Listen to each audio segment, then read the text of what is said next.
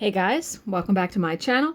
I am Danielle, aka Stitcherista here on YouTube, and today is Wednesday, May 1st. So I've only had or done a little bit of stitching since the last time I did a video for you guys. I decided to come down and just do the outline because then this is the last 3 rows in this section. And I really didn't realize like that is a solid block of stitching. But I am enjoying working on this project very, very much. I do have some purchases to show you that came in the mail the last 2 days. And just like one little thing to talk to you about. I don't have very much. Nothing really has been going on. So purchases. I bought 2 11 by 11 grime guards from Wicky's Den on Etsy. I will link their store. I love this one. Pink and blue flowers. Really, really love that one.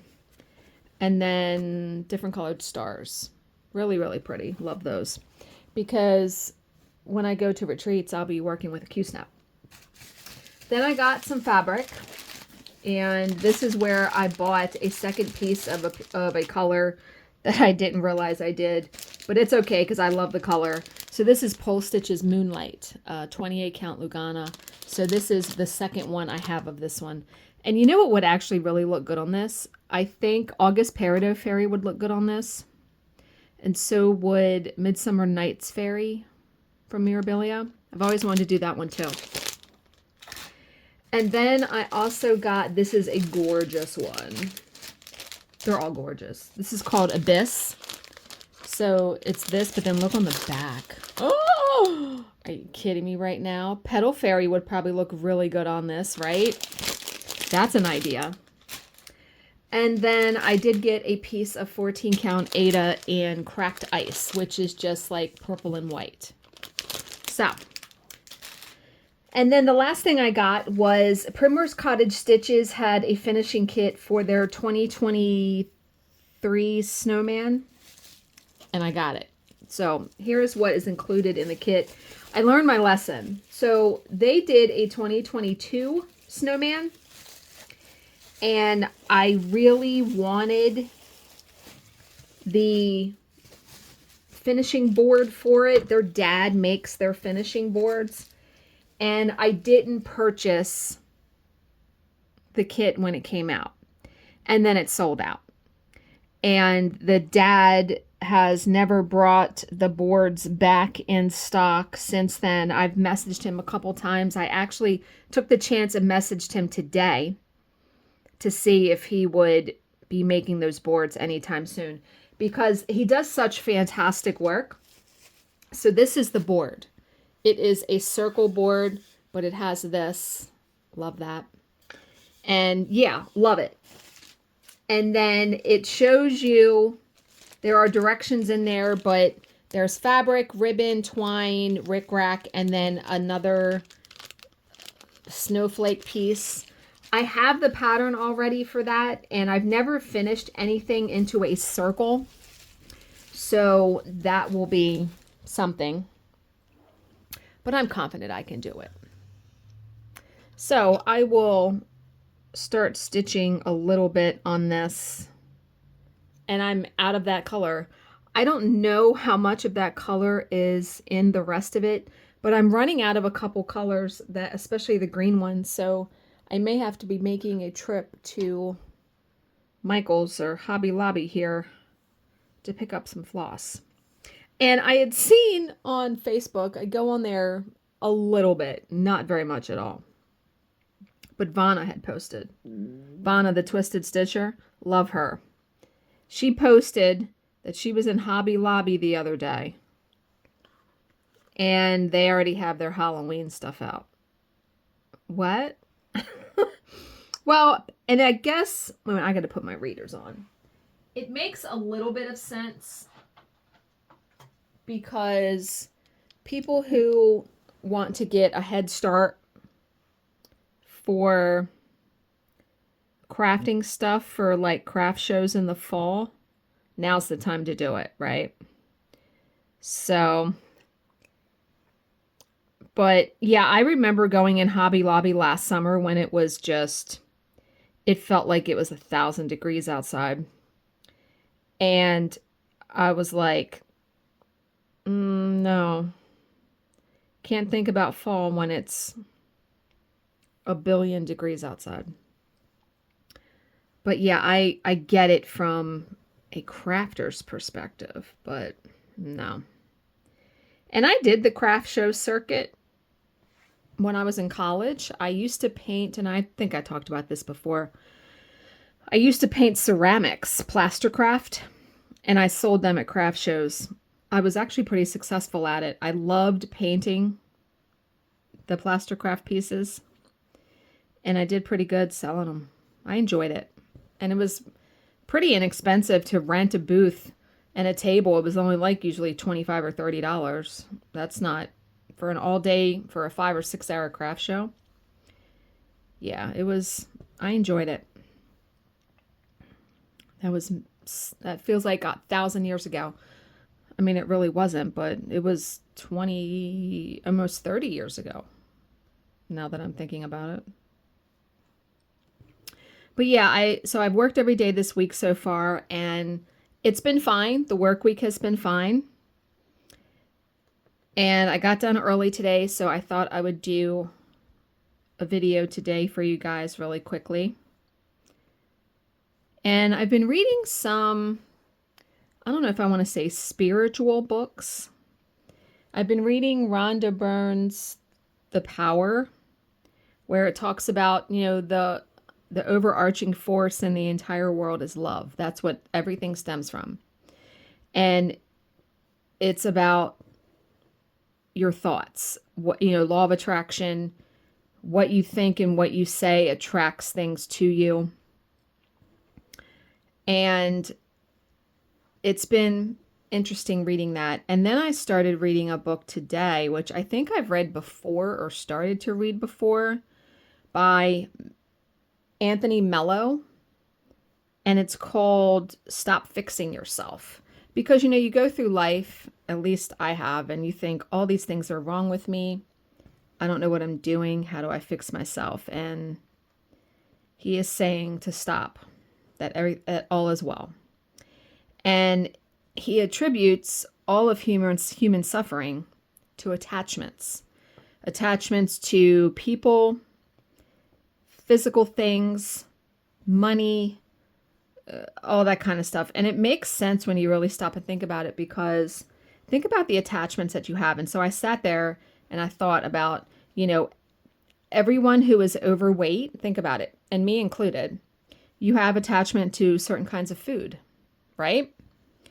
We all have attachments to, our cars, our houses, our spouses, our parents, our kids, or whatever.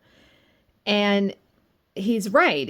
Now I don't know exactly how you don't have those attachments. I'm only a little ways into the book, but I'm thinking if you can be neutral about that kind of stuff. He told a story where this boy was traveling in the forest and he came upon this, I don't know what kind of person, some kind of spiritual person. And the boy was like, "Oh, wow, I had a dream about you." And the guy was like, "What was your dream about?" And he said, "You were going to give me this gem that you have that's going to make me rich." And the spirit guy pulls this gem out of his pocket and he's like, "Do you mean this one?" He's like, "I just found it here in the forest. You're welcome to have it." And the boy takes it and he goes and sits down under a tree. But then a little while later, he comes back over to the guy and he gives him back the diamond, or gives him back the gem. And he says, "I don't even want the gem anymore." He said, "I want to know the secret to having no attachment to something where you can just give it to someone like you gave me this gem." And that's a really good point, right? Like you want to know how to somewhat detach from things or not be attached to things. Yeah. So I will let you know as I read that book. But it's an interesting concept and it does make sense. Because if you think about it, everything comes to an end. Nothing lasts forever. Things wear out. So, yeah. But one little tiny story, and then I will just get off of here. Because like I said, I have to prep our dinner, which means making a salad for Bill and put away some stuff and just do some stitching and relax. It is quite warm here.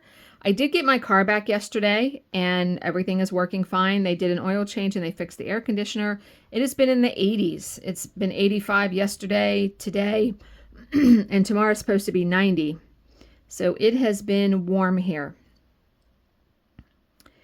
But when it gets warm, like springtime, summertime, the way that our backyard is set up, we have steps that go up out of our basement to our deck. And I've taken you guys out there in some videos. So we have a railing that goes around our deck. On the top of one of these posts, every spring a robin builds a nest and lays eggs. Next to the nest, next to the pole, is this speaker, because we have like an outside sound system where you can play the radio. So there's a speaker literally 6 inches from this nest where they built it. And the nest literally is at the top of the post right when we come out of our back door. So for the past, I don't know, month or so, we have seen this robin building the nest. And just a couple days ago, 2 days ago, Bill says, there are baby birds in there. He said they're hatched. I can see them. Their mouths are open, you know, for food. Yesterday, now every morning, you know, I get up and I make Bill's lunch, but then he comes downstairs and tells me goodbye before he leaves. He comes downstairs and I'm laughing, but this is not funny. He comes downstairs and he says, don't go out back today. What? And he clicks on his phone and shows me a picture. There is a big black snake that is curled up on top of the speaker box. This snake ate all of the baby birds. I about screamed when Bill told me. I said, what? He's like, hun, it's a circle of life. Yeah, I understand that.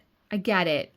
I mean, things like that happen so the world's not overrun with birds or animals and you know, that's why we have a finite lifespan so the world is not overrun with people. But it's still, oh, my heart broke for that mama bird. She's going to come back to that nest and see no babies. I don't know if birds have that thought process. Probably not. But when Bill came home from work that day, yesterday, he got rid of the nest. So, and I took bins out today because our trash day is tomorrow. There was no snake out there. But are you kidding me right now? And, you know, that spurs two other little stories. I was talking to Jill about it today. When we had our small dog, when I would go outside and take the bins out, I would let her outside. And I usually do this early in the morning. And in the summertime, we have these little lizards that run around. They're harmless. And they scurry whenever they see you. They're more scared of you than you are of them. So, but our little dog, we had a mini dachshund. She liked to chase them. She never caught them because she was a little pudgy pup. So she was not quick enough to catch these lizards. Except this one day. So if you know anything about lizards, they like a warm climate, right?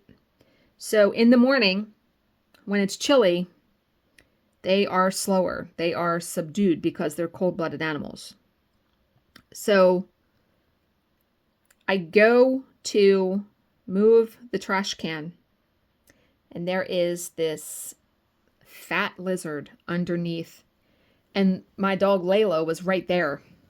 She pounced on it and killed it. And then started batting it around, playing with it. I'm screaming, mind you, because that's my natural reaction. So if any of the neighbors were out or listening, they thought something was happening. And so I have to get her away from this lizard. And now I realize I have to get this lizard into a bag and throw it away, because otherwise, every time I let her outside that day, she's going to go right for it. Fabulous. And then another time I let her out, and she had a certain kind of bark that was like a really high-pitched bark. And when she did this bark, I knew there was something in the yard. A turtle. Because we were terrorized by a turtle for an entire summer. He kept coming over the fence, and I was just like, you don't give up, dude. And so I knew, I hear this bark, and I'm like, fuck me, because I know I'm going to go out back, and who knows what I'm going to encounter. I like to call our backyard like Wild Kingdom. Do you remember that show on TV?